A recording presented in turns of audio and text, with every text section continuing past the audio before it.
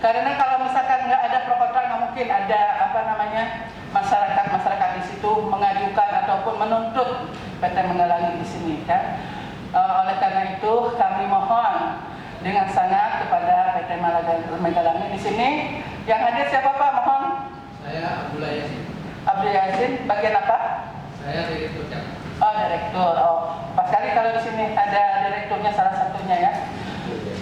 Karena dalam arti kalau misalkan kita mengeruk tanah bumi Teguh Umar ini, nanti kita harus berpikir juga untuk kedepannya Pak.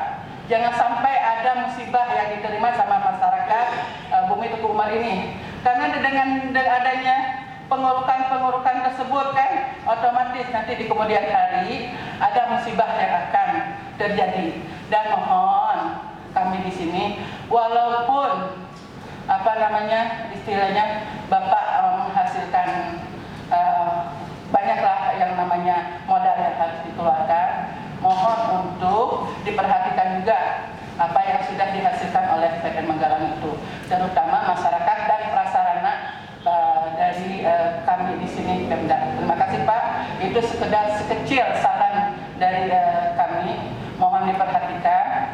Saya pun mohon maaf apabila ada kesalahan dari cara saya mengutarakannya. Terima kasih.